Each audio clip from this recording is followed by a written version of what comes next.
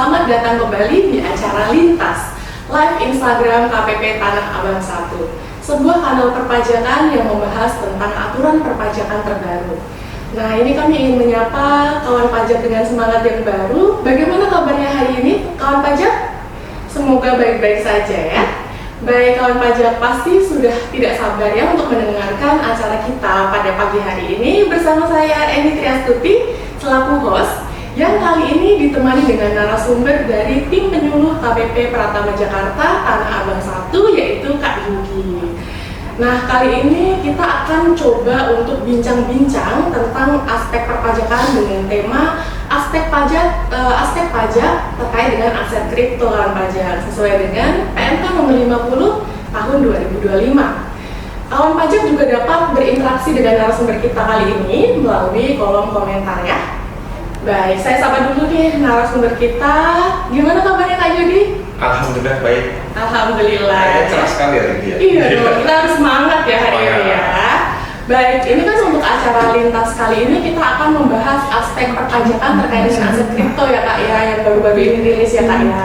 Nah, sebelumnya mungkin Kak Yudi bolehlah sapa kawan pajak dulu Kak pada pagi hari ini. Silakan Ya, Kak. baik, terima kasih Kak Eni. Assalamualaikum warahmatullahi wabarakatuh.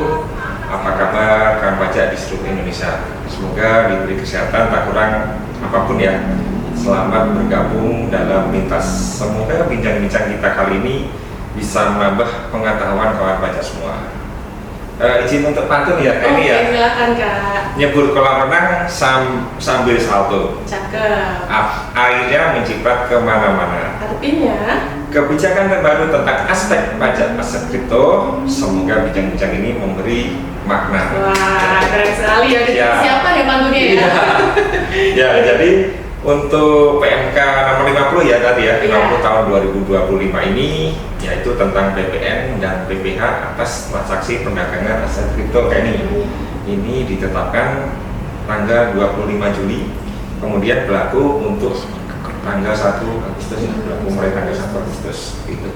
Oh baik, Kak Yudi. Biasanya kan kalau untuk aturan terbaru ini ada latar belakang dan tujuan ya Kak ya. Ya. Untuk penerbitan aturan ini seperti apa, bisa dijelaskan Kak? Boleh Kak ini ya. Untuk latar belakang diterbitkan PMK ini yaitu karena perubahan treatment ya aset kripto yang semula komoditi menjadi aset keuangan digital. Oke. Ya. Sejak berlakunya Undang-Undang Nomor 4 Tahun 2023 yaitu tentang pengembangan dan penguatan sektor keuangan Undang-Undang P2SK. Kemudian untuk aset kripto tidak lagi dikategorikan sebagai komoditi, melainkan termasuk bagian dari aset keuangan digital. Kemudian ada lagi peralihan fungsi pengawasan aset kripto dari Bapepti ke OJK.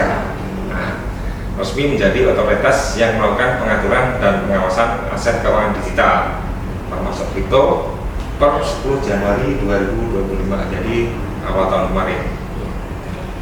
Kemudian peralihan pengawasan dari Bapepti ke OJK menandakan perubahan klasifikasi aset kripto tadi yang semula sebagai barang komoditi menjadi aset keuangan yang oleh OJK dipersamakan dengan surat berharga.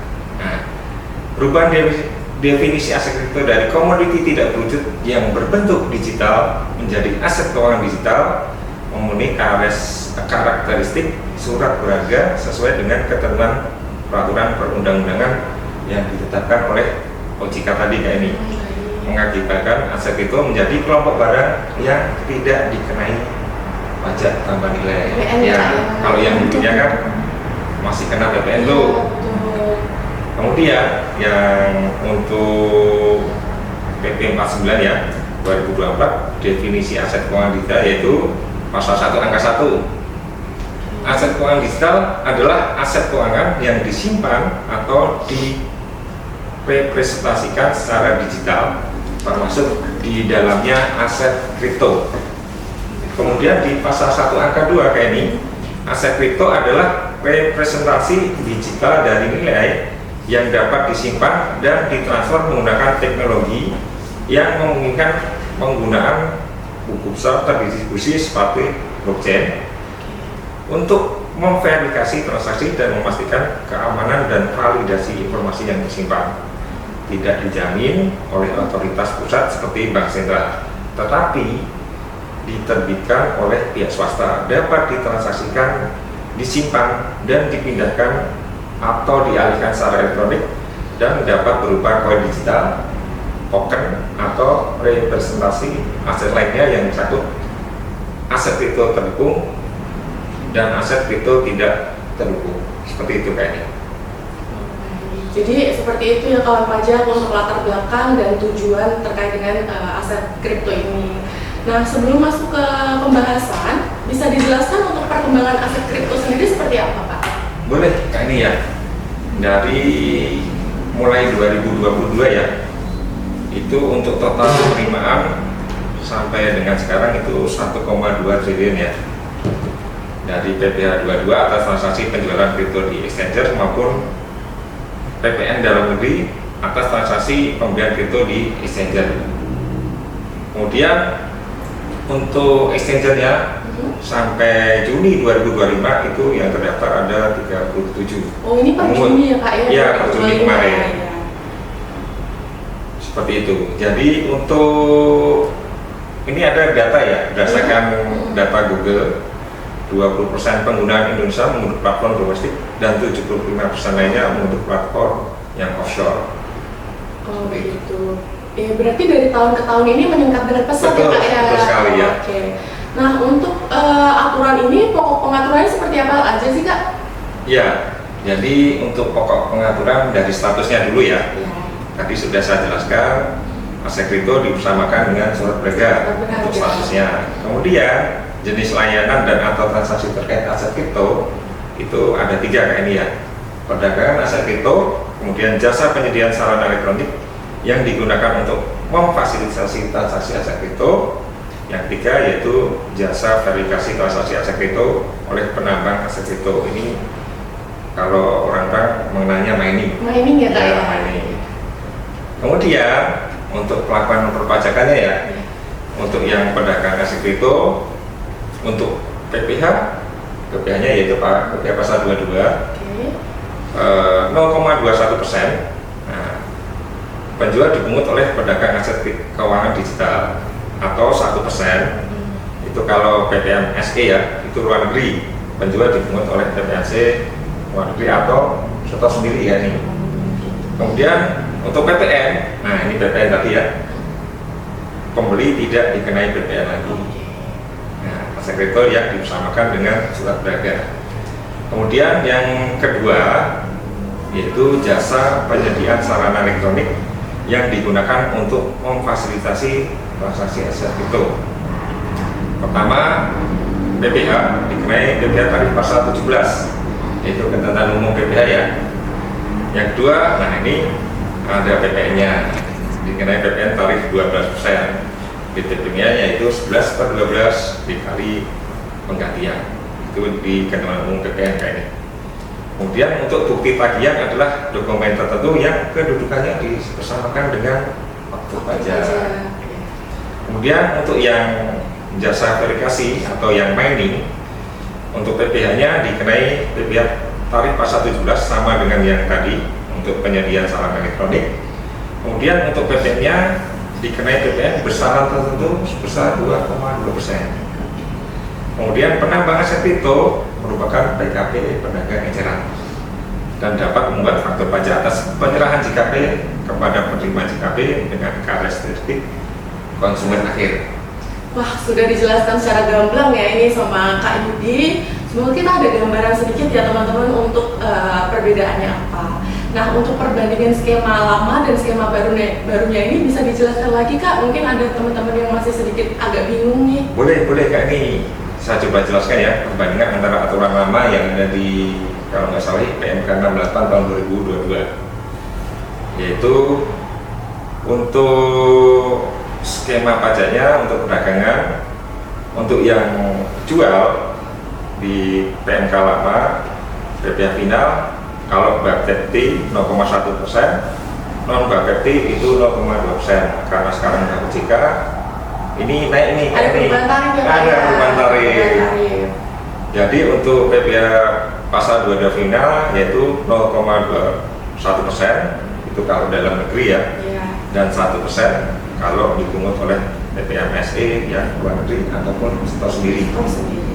Kemudian untuk beli ini besaran tertentu PPN. Yang dulu ya Kak ya? Iya, yang dulu. Ya. Yang dulu ada PPN-nya 0,11 yang BPT, kalau non BPT 0,22%.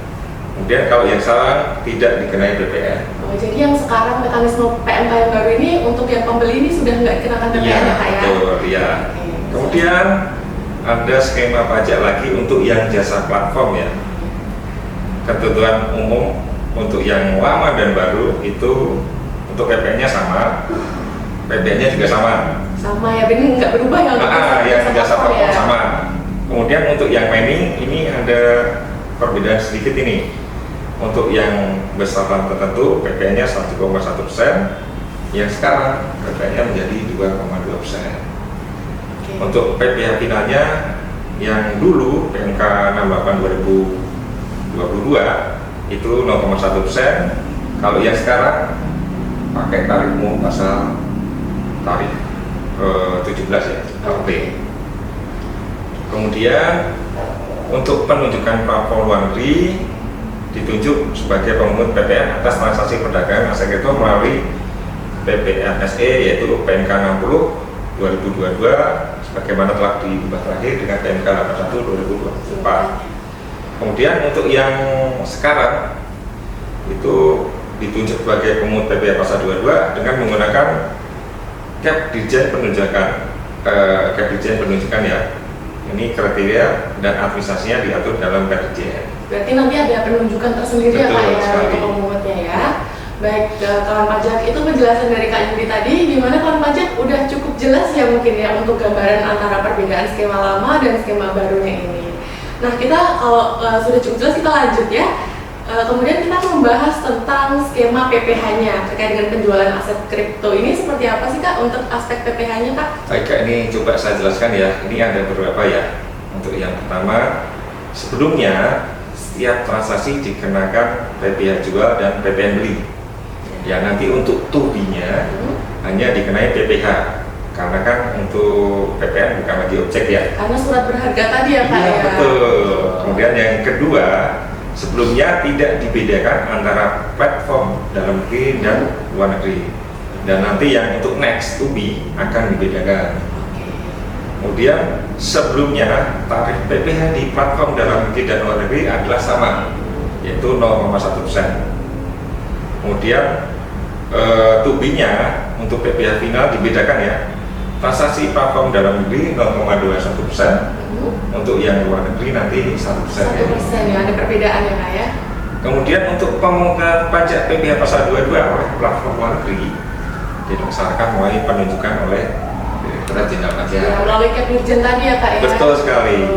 Jadi seperti itu ya skema penjualan aset kriptonya ya teman-teman yang dijelaskan oleh Kak Yudi.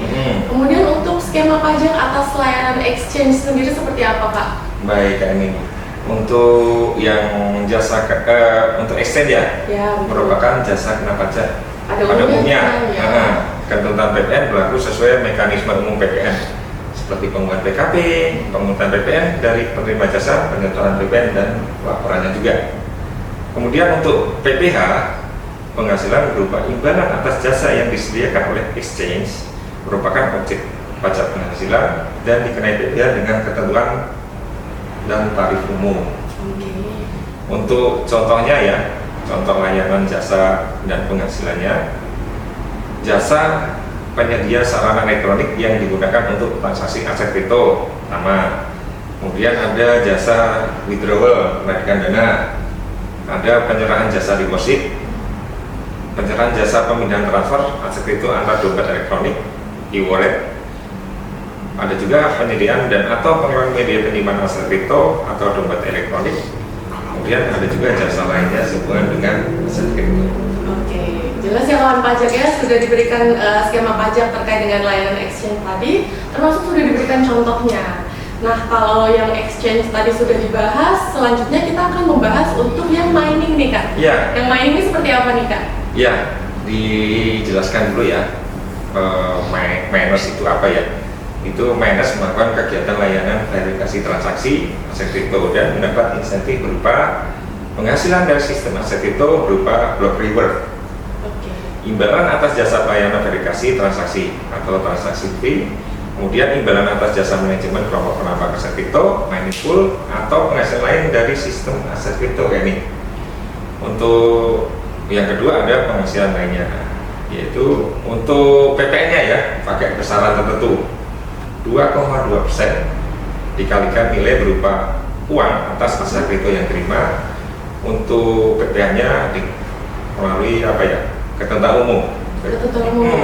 Dikenai PPh tarif pasal 17. Seperti itu.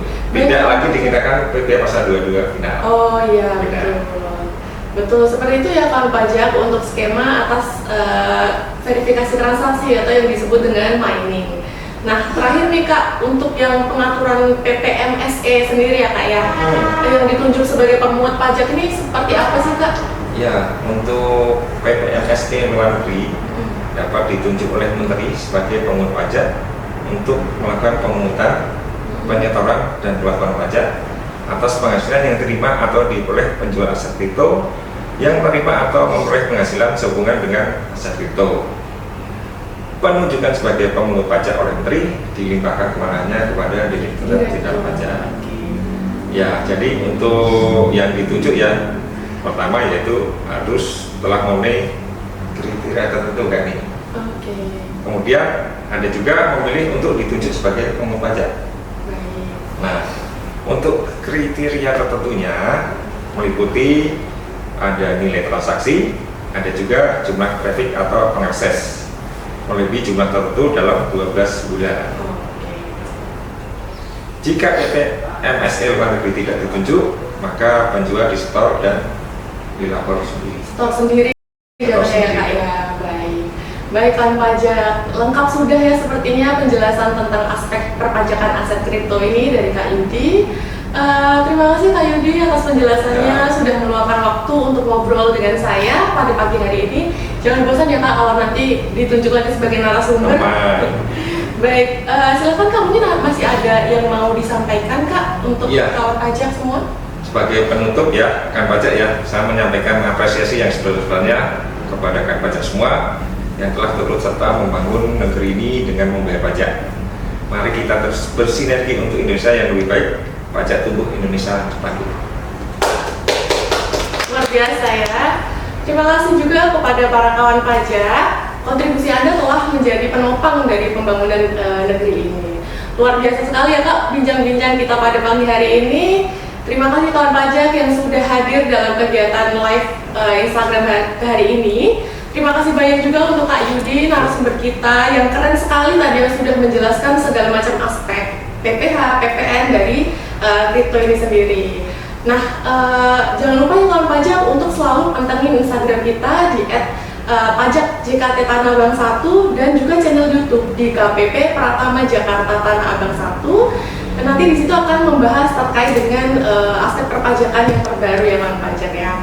Baik, itu saja mungkin untuk pembicaraan kita pagi hari ini. Tetap jaga kesehatan dan sukses selalu. Sampai jumpa lagi di episode Lista selanjutnya. Selamat pagi.